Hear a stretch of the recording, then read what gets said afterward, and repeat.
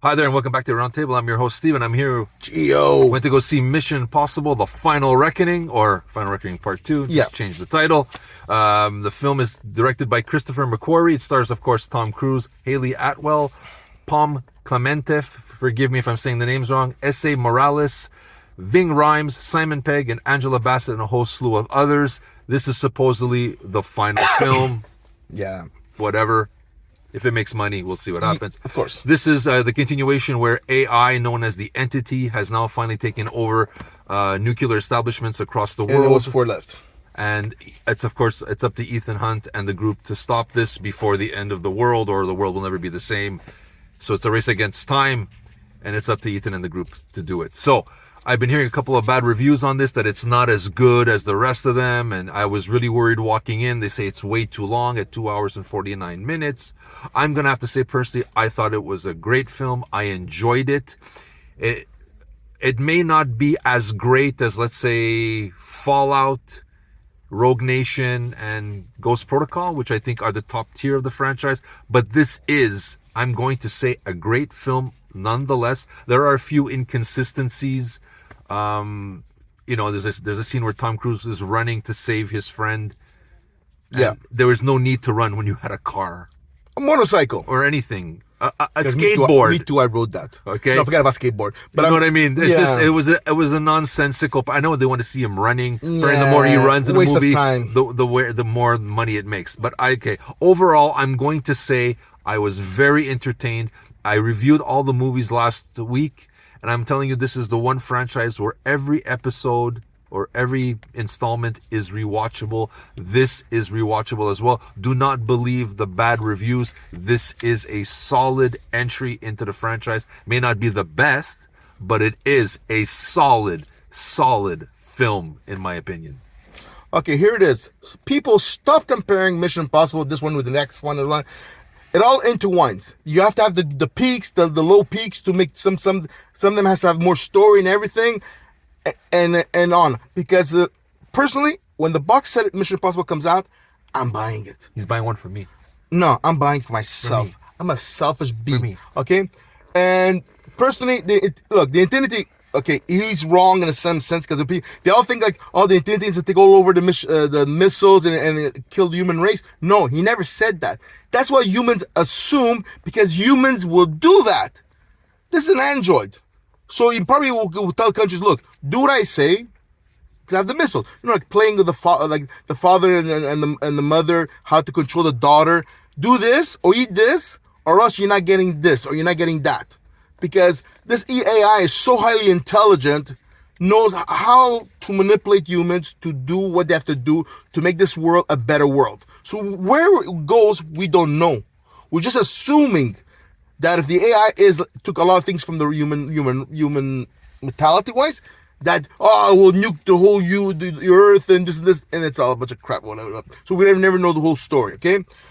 So Rotten Tomatoes, they give it 80, which was the other one. Part 1, they give it 96. And people viewing is 94. You give it what?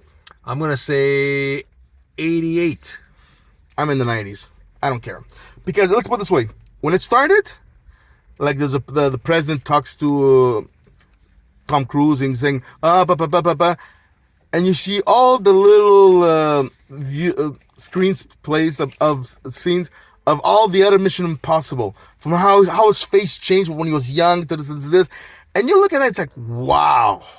What? Every movie, I remember all those little clips, there you go, that were amazing, that made the movie and everything. And personally for myself, and okay, what I love in this movie, it's the present, right? But there's a lot of backwards going to the past that involve what happened to the present. Yeah. And you're like, and it goes back to the past, which means when I mean in the past, it's like other movies. Yeah. From the first one to until now. And I'm like, you little beep. Then as soon as you figure out that this will happen, curveball. Well, they're saying a lot of nostalgia bait in this movie, referring to the old movies. I thought it was well done. Amazingly done. And I think after 30 years, that he's doing it at the last film, or supposedly, he has every right to do it at this point. And as I was saying about the running part, twice he's running, and twice he's not running out of energy. It's like, get a bike. Then another part, he's The motorcycle, I think it was what was the other part he was running again? It's like he's always running. Why? Because they said, they did a survey. The more he runs in the film, the bigger box office. Oh my God! To me, it's like bull crap. So if you have to run to the bathroom, they would do it. Book. Now the visual effect, the one that I like the most, is the water in the submarine. Yeah. Spectacular. It's like really phenomenal. The visual and everything. The fighting sequence, amazing. It's realistic where everything's at. It's well done. Realistically done. The only part example is certain parts of Tom Cruise things he does. It's like okay, not over exact. Like I said, the running part. The fighting, some fighting sequence where it takes too long. But what I like about the fighting sequence when he fights and everything, that sometimes he has to be safe with other people. That means as good as he is, there's other agents just as good as him or even better. Or because maybe he's injured or whatever, that sometimes he's not the best agent that ever existed. Like compared to the other James Bond kind of sense, you know? What's your score? Anyways, well, my score is Holly Atwell. You haven't called me yet. Because we could score big time. Mission Impossible. I know that too. That's what I was about. See, he went into what I was supposed to say. I told you, I gave it easily the 90s. The only issue I had, sorry, again to interject, is the villain. I didn't find him scary. Like Philip Seymour Hoffman in the third one, he was intense and scary. They needed a villain, a real villain. No, but the villain, because you already seen him twice already in the other movies. But he's not scary. No, but it just shows that a villain doesn't have to look like a villain. No, he doesn't. But I mean, he should be. There should be a presence. There should be a presence.